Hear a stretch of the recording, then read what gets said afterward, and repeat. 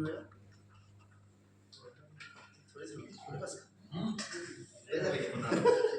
अहो एवढं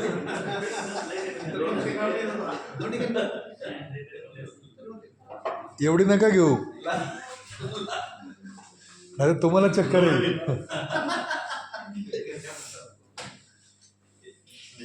संदीप सर आता जाऊ द्या. किती घ्यायला पाहिजे ड्रिंक म्हणजे डेमोला, हे पण आपल्याला समजलं पाहिजे. द्यावं लागेल. मोठ्या मीटिंगमध्ये एखादा माणूस इम्प्रेस होईल एवढं माप घेऊ नका. आता 2 ठिकाणी आपण ड्रिंक घेतली. त्या ड्रिंक मध्ये जसं आपल्याला माहिती आहे की आपल्या ह्यासोबत याचा मित्र कुठला असतोय त्या ड्रिंक बरोबर. ठीक आहे, आपण पहिल्यांदा ड्रिंकचा पीएच चेक करूया. पीएचचा डेमो आपण बघितलेला. तर ड्रिंकचा काय पीएच होते आपण चेक करूया. 2 ठिकाणी बघितलं की आपण याचा पीएच आपल्या लक्षात आला की हा पीएच आहे ऍसिडिक आहे. 2 ते 2.5 या ऍसिडिक मोड मध्ये असणार हे लिक्विड आहे. तर हे आपल्या बॉडीसाठी डॅमेज करणार आहे.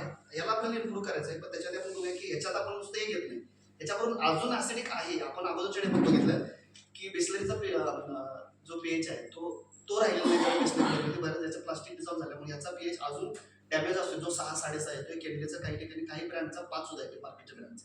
तर हे आपला मित्र असतोय ड्रिंकमध्ये जो यूज केला जातोय तो आपण घेतला. हे घेतला जातोय. याच्यावर दुसरं घेतलं जाते कुठलं तरी कार्बोनेटेड ड्रिंक, कोल्ड ड्रिंक तर घेतात. कडू लागून काय उद्देश असेल त्या उद्देशाने. अजून हे काय झालं, हे अजून मोर ऍसिडिक घेत. एक तर मुळात ड्रिंक हे अगोदरच्या डेमोमध्ये म्हटलं त्याच्यापेक्षा अति ऍसिडिक असणारी असे ड्रिंक. तर याला इम्प्रूव्ह करण्यासाठी हेच जर ड्रिंक तुम्ही आपल्या कॅन्डन वॉटरमधून घ्या तर किती फायदेशीर आहे ते आपण डेमोमध्ये बघू.